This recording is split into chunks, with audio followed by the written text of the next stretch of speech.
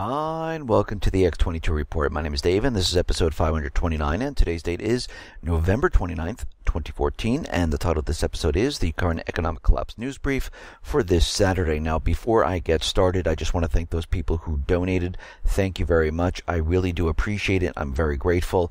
It does help support the X22Report.com site. Let's get into the economic collapse news. Now, we understand that there are certain countries in the Eurozone that are in a depression. There are other countries that are teetering on a recession. There are countries that are already in a recession, but we're starting to see that things are really starting to get a lot worse in these countries. We understand that France, their unemployment has ticked up.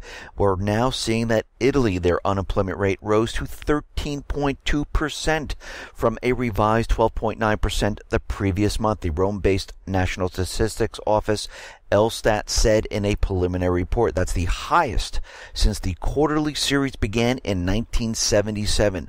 The youth unemployment rate rose from ages 15 to 24 to 43.3% last month from 42.7% in September. So when we take a look at the Eurozone, what are we seeing? We are seeing that the unemployment rate is continually going up, and this is not going to get better. It's going to get worse.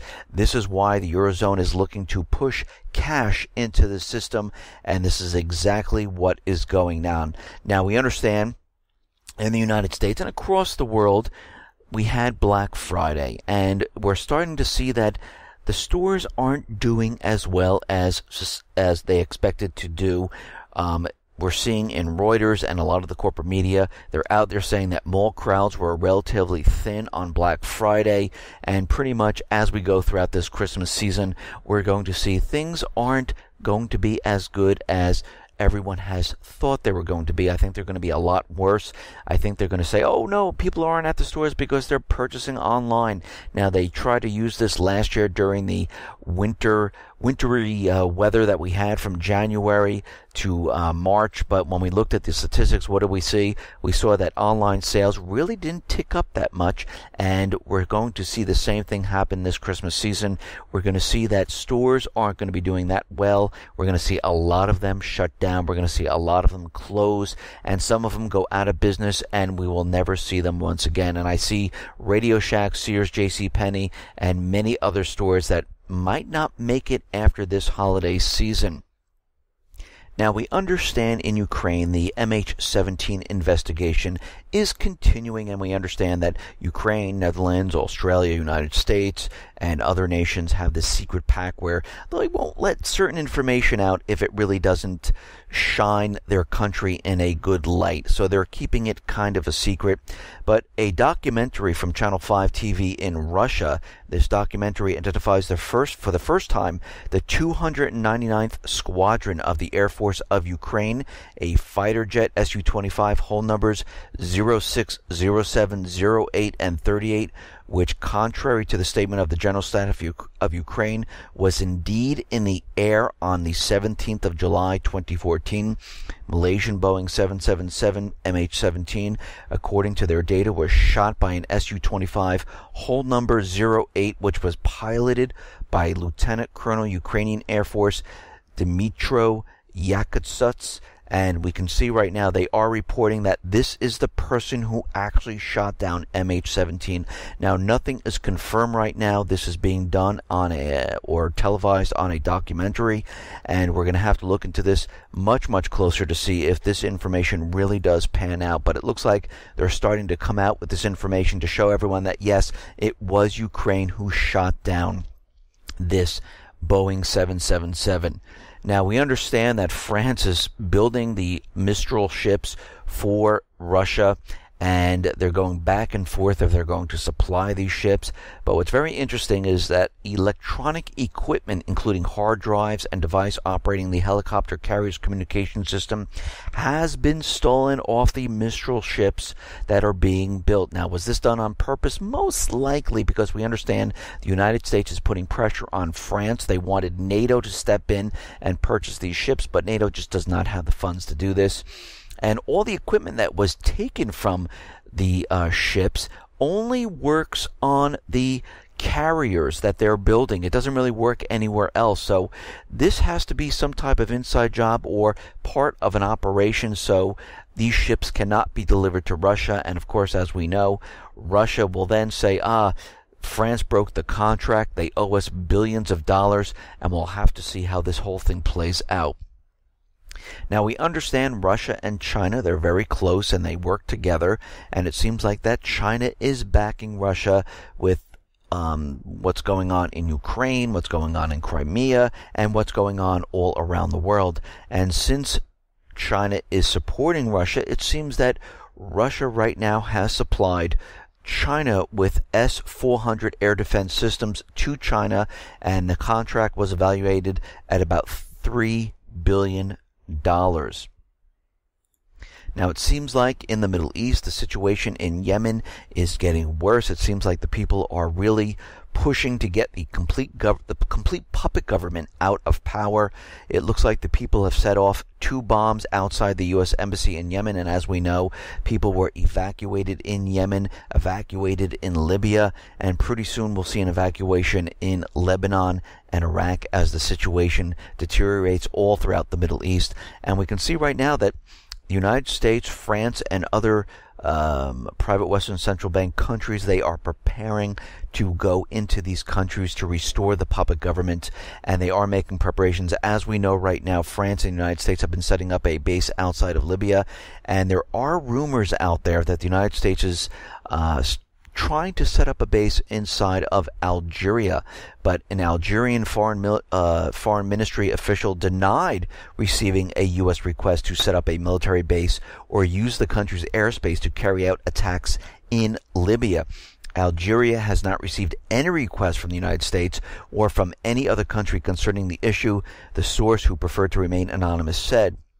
Washington is well informed of the Algerian position, that it is against any foreign military bases on its territory and opposes foreign countries using its airspace with the goal of conducting attacks on the militants' position in a friendly state. Now, why would they come out with something if the United States didn't ask whatsoever? Why are they denying it if they didn't ask? And it seems like the United States is trying to get a position where they can go into Libya once again, and they're using the Islamic State to make the case where they can go back into these countries, because otherwise, once they kick out the puppet regimes, they take the country completely back and they start selling the oil, not using the U.S. dollar.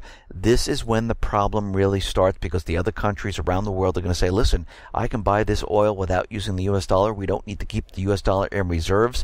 They'll return it back to the United States. There'll be a flood of dollars inside the states. It will devalue the dollar. We'll see prices rise, and the dollar will start to collapse.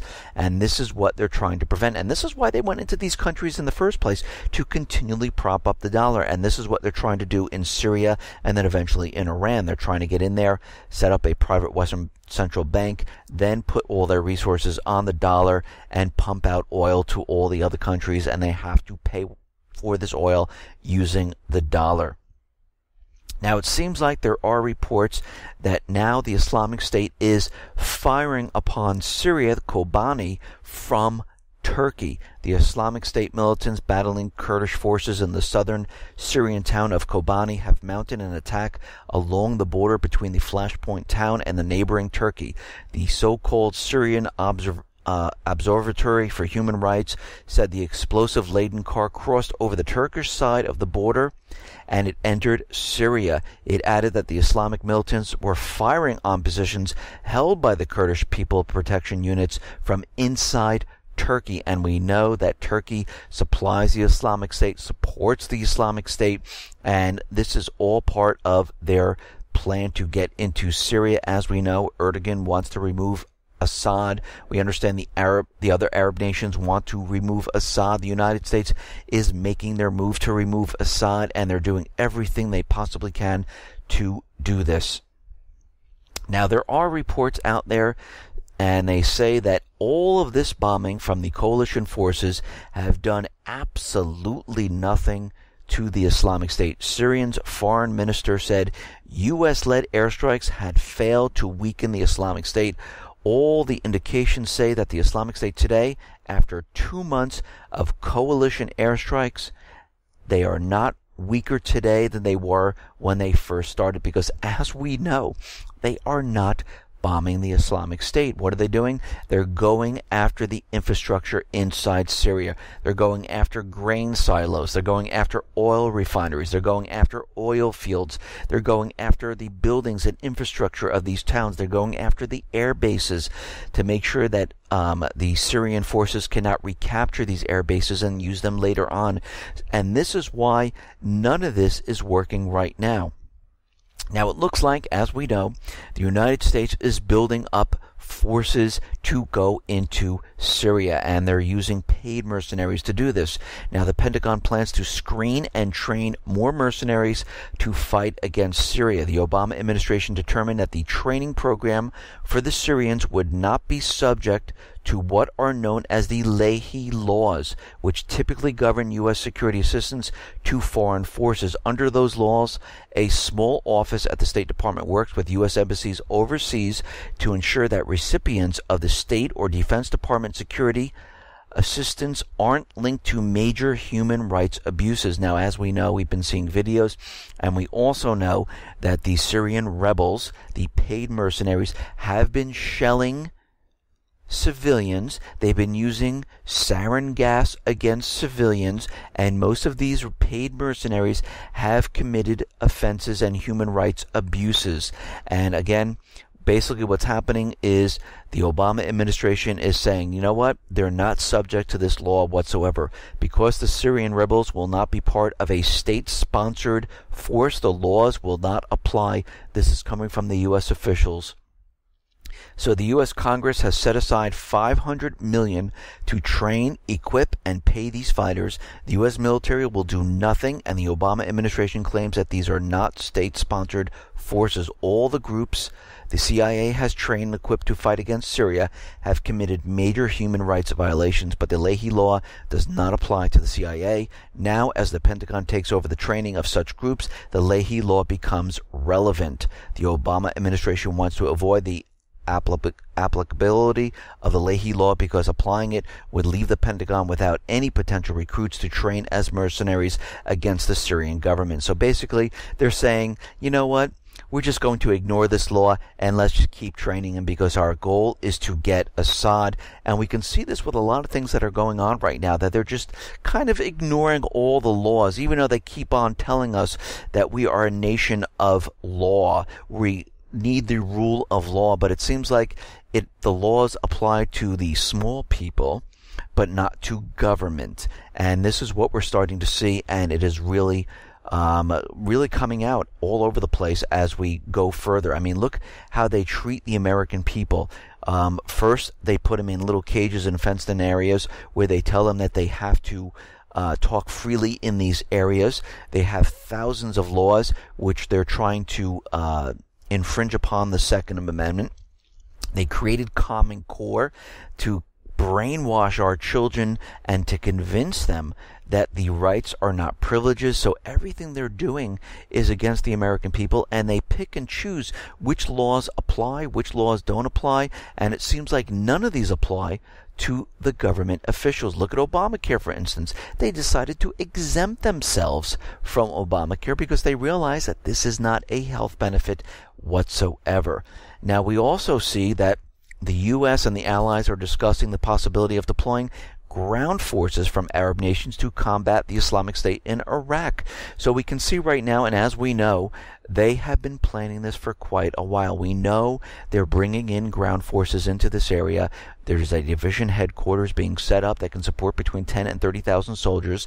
They have already established an air base inside Iraq, and now they're getting ready for the Arab troops to come in from all the Arab nations that are part of the coalition, and before you know it, you're going to see U.S. troops joining in with them. And again, this is all part of the plan. They're doing it very quietly, very slowly, so no one is the wiser. And if you look at the mission creep inside of Iraq, they started out with like 275 advisors, then it went up to 400, then we're only sending in about 600, and now it's 1,500. The next batch will probably be about 3,000 advisors, and as we know, these advisors are military combat ready Marines ready to go. And we see other nations are bringing in ground troops because the airstrikes will do nothing in this area against Assad, and they know it. This was just being used to pretty much hit all their infrastructure, try to pretty much push the Islamic State, their mercenary, their proxy army, towards Damascus, and this is exactly what they're doing. They cleared out the east side of Syria, the northern section, and now they're going to be pushing towards the west, and this is part of their plan, but they cannot do this without ground troops. Listen, everyone, thanks a lot for listening. Be well, be safe, and especially be prepared. Thanks a lot.